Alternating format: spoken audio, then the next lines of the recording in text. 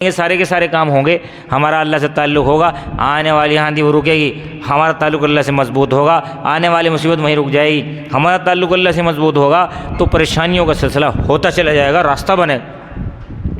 پھر سلسلہ کیا ہے؟ دیکھیے بلال حبشی ہے، بلال حبشی مدینے کی گلیوں میں چکر لگا رہا ہے اور پھر مکے کی گلیوں کے اندر ان کو گھسیٹا جا رہا ہے، مکے کی گلیوں کے اندر اس کو جو ہے نا احادات کی صدا لگا رہا ہے، مصیبتیں آ رہی ہیں لیکن ہمت حوصلہ نہیں آ رہا۔ لیکن کیا ہے کہ جس وقت مدینے کی گلیوں میں چکر لگا رہا ہے، جب وہ چل رہا ہے تو جنت میں اس کے قدموں کی آواز آ رہی ہے۔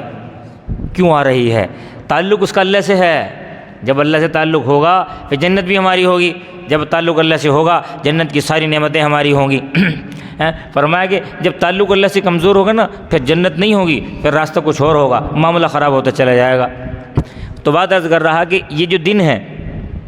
فرمایا کہ یہ سارے کے سارے دن قربانی کے ہیں، حج کے ہیں، ابھی حج کے سلسلہ شروع ہونے والا ہے، 4-5 دنوں کا نظم ہوتا ہے، تو بہت اونچے درجے کی فضیلت ہے، عبادت ہے، مالی اعتبار سے بھی عبادت ہے، بدنی اعتبار سے بھی عبادت ہے۔ فرمایا کہ جو شخص یقین کے ساتھ اور پوری دل جمی کے ساتھ حج کرنے کے لیے جاتا ہے، جب وہ حج کر کے واپس آتا ہے گویا کہ گناہوں سے ایسا پاک ہوتا ہے جیسے ماں کے پیٹ سے باہر نکل کے آیا۔ اب صورتحال یہ ہے، سوچنے کی بات یہ ہے کہ ایک شخص کس پیسے کے ساتھ حج کرنے کے لیے گیا ہے، کس پیسے کے ساتھ حج کرنے کے لیے گیا ہے، مال حلال کا ہے یا حلال کا نہیں ہے، یہ سوچنا اس کا کام ہے۔ اجی ایک اور بات بھی کرتے ہیں لوگ کہ جی بہت سارے فرائض ہیں وہ پورے کریں گے پھر حج پہ جائیں گے، پیسے پڑے ہوئے ہیں حج پہ جانے کے تیار نہیں ہیں۔ لوگوں نے فرائض یہ سمجھے ہوئے ہیں، بچے کی شادی کرنی ہے یہ فرض ہے، بچے کی شادی کرنی یہ فرض ہے، اس کی تعلیم پہ لگانا یہ فرض ہے، لیکن حج فرض ہو رہا ہے حج کے لیے جانی رہے۔ فرمایا یہ سلسلہ نہیں ہے، حج جب فرض ہو جائے تو پہلی فرصت میں اس کو کرنا چاہیے، نہیں تو گناہ گار رہے گا، نہیں تو گناہ گار رہے گا۔ اور نبی کا فرمان بھی یہی ہے کہ جو حج کرتا ہے اللہ اس شخص کی معیشت کو مضبوط کرتا ہے، یعنی اگر اس نے 10 لاکھ لگائے ہیں یقین اللہ کی ذات پہ اللہ اس کو 10 لاکھ سے 10 گنا عطا فرمائے گا۔ لیکن یہ کیفیات کہاں سے آئیں گی؟ یہ کیفیات آئیں گی ایسے لوگوں کے پاس بیٹھنے سے جو آپ کو اس راستے پہ بتائیں گے، اس راستے پہ چلنا سکھائیں گے۔ ہم دنیا داریاں بیٹھتے ہیں، دنیا داریاں بیٹھیں گے تو وہاں دنیا ہی کی باتیں سیکھیں گے،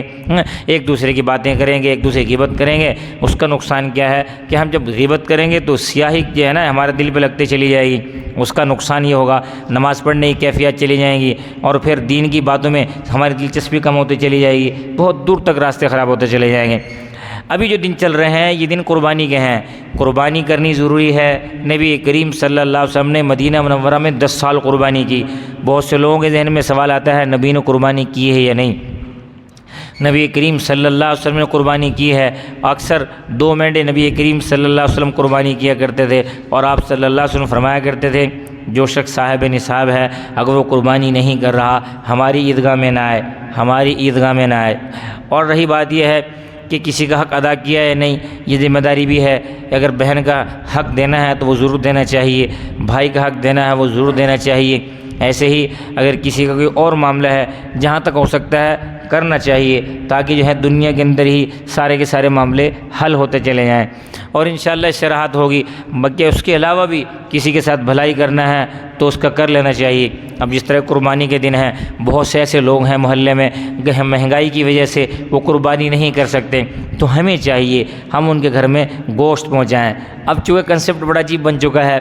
اکثر ڈیپ فریزر بھی آئے ہوئے ہیں اور پھر ساتھ میں ریفریجریٹر بھی ہیں، تو ہم اکثر جو ہے نا اکثر کا سسٹم یہی رہتا ہے کہ وہ محفوظ کر لیتے ہیں کہ کافی دیر تک استعمال کر لیں گے، اور جب دینے کی باری آتی کسی کو تو 2-4 بوٹیاں اور ہڈیاں 5-6 ہوتی ہیں اس میں، وہ ہر اکثر جو ہے نا پہنچاتے ہیں، اور خاص طور پر غریب لوگوں کے ہاں کچھ تھوڑے زیادہ بھی دیتے ہیں تو پھر احسان جتلاتے ہیں۔ تو بھائی یہ چیزیں کرنے سے فائدہ نہیں ہوگا، بلکہ فائدہ کس سے ہوگا؟ خاموشی کے ساتھ کسی کی بھلائی کرنے کا ہے، خاموشی کے ساتھ کسی کا سلسلہ کرنے کا ہے۔ ایک شخص بہت ہی ضرورت مند ہے، اگر آپ اس کی ضرورت مند کو اس کی ضرورت کو پورا بھی کر رہے ہیں اور احسان بھی جتلا رہے ہیں تو بھائی تمہارا یہ کام ریاکاری میں آ جائے گا، اور ریا الشرک الاصغر جو ریاکاری ہے یہ چھوٹا شرک ہے، اس سے بچنے کا ہے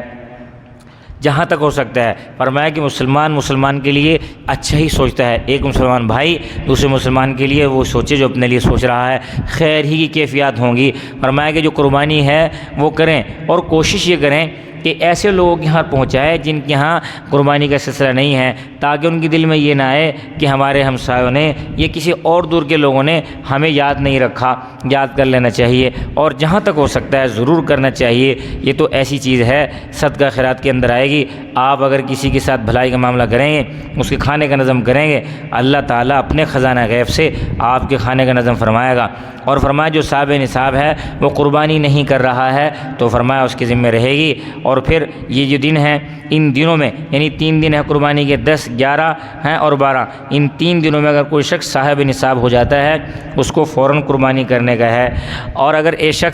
شخص ابھی 10 ذی الحجہ سے پہلے قربانی اس نے لی ہے، اور قربانی جس نے لی ہے اس کو یعنی ذمہ داری اس پہ تھی اسی کی، تو اللہ کرنا ایسا وہ اگر فوت ہو گیا تو فرمایا کہ اس کی قربانی ساقط ہو جائے گی۔ اس کی جو قربانی ہے وہ ورثہ میں تقسیم ہوگی، یعنی وہ جیسے تقسیم کر لیں، حل اس کا یہ ہے کہ ساری ورثات تک مل جائیں، اور ملنے کے بعد یہ ارادہ کر لیں کیونکہ ابا جی نے قربانی لی ہے، انہیں کے اصال ثواب کے لیے اس کو کر دیا جائے۔ لیکن اگر وہ یہ نہ بھی کریں چونکہ قربانی کی ذمہ ساقط ہو گئی فوت ہونے کی وجہ سے، تو فرمایا کہ وہ تقسیم ہو جائے گی، ان کے جتنے ورثہ ہیں ان کی اس میں چلی جائے گی۔ ایسے ہی جو شخص قربانی لے چکا ہے تو اس کی حفاظت کرے بھائی جہاں تک ہو سکتا ہے،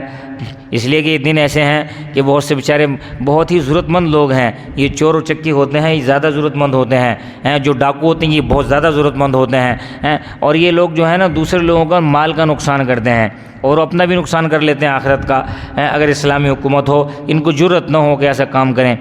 بہت بڑے مطلب ہے کہ کیفیات آتی ہیں، بڑے بڑے جانور چوری کر کے لے جاتے ہیں، اچھا نہیں ہے بھائی۔ قیامت میں فرمایا کہ جو شخص چوری کرتا ہے نا کل قیامت میں اس کے کندھے پہ وہ چیز لے کے آئے گا۔ ابھی سوچو آپ، اگر وہ شخص ایک بڑا جانور چوری کر کے لے جا رہا ہے بیچارہ، کل قیامت میں کس طرح بوجھ اٹھا کے لے کے آئے گا، بہت پریشانی کا معاملہ ہے۔ اور ایسے ہی ہلکا معاملہ ہے کہ یہاں مسجد میں ہے یا کسی اور مسجد میں جوتیاں چوری کر کے لے کے جا رہا ہے، کل قیامت وہ جوتیاں اپنے کندھے بیٹھا کے لے کے آئے گا، کیا کیفیات ہوں گی، سارے لوگ پریشان ہوں گے، بھائی دیکھو عجیب سلسلہ ہے، خطرناک قسم کا چور ہے یہ مسجد جوتیاں چوری کر کے لے جا رہا ہے، تو کندھے پہ اٹھا کے لائے گا، شرمندگی بہت زیادہ ہوگی۔ ابھی تو 2-4 لوگوں کو پتہ لگے گا، وہاں پر 120 صفیں ہوں گی اور سارے کے سارے لوگ دیکھیں گے بھائی چور آ رہا، یہ مسجد جوتیاں چوری کرنے والا تھا، یہ تو نقصان کا معاملہ ہے، یا پھر جانور چوری کرنے والا تھا یا مال چرانے والا تھا، تو بھائی چور والا سلسلہ ٹھیک نہیں ہے۔ اللہ سے مانگو بھائی کہ اللہ ہماری حالت بہتر فرما، جب اللہ حالت بہتر فرمائے گا چوری کی کیفیات ہٹ جائیں گی،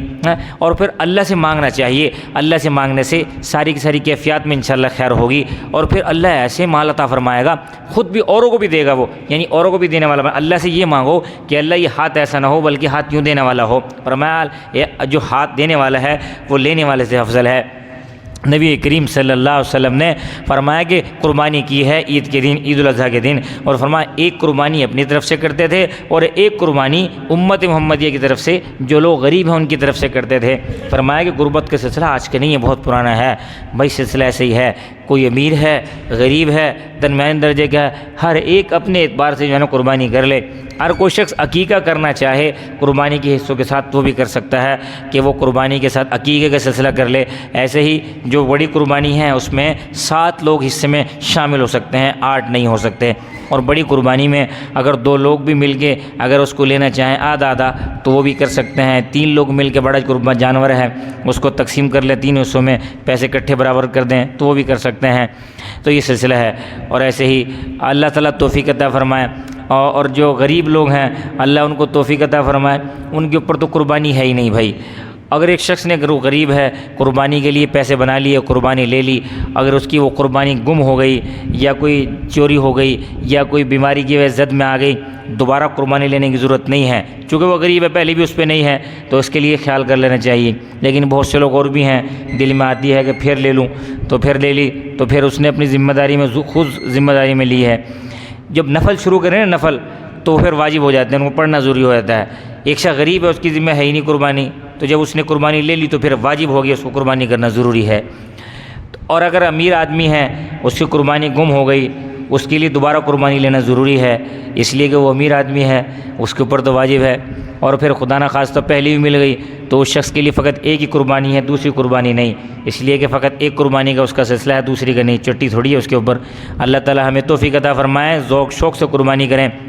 کل قیامت کا دن ہوگا، پل صراط پہ جتنے یہ لوگ قربانی کرنے والے ہیں یہ ساری کی ساری قربانیاں پل صراط پہ آگے کھڑی ہو جائیں گی۔ جس نے قربانی کی ہوگی موٹی تازی ہٹی گٹی تو وہ آرام کے ساتھ بیٹھے گا اس پہ اور پل صراط پار کر کے جنت میں چلا جائے گا۔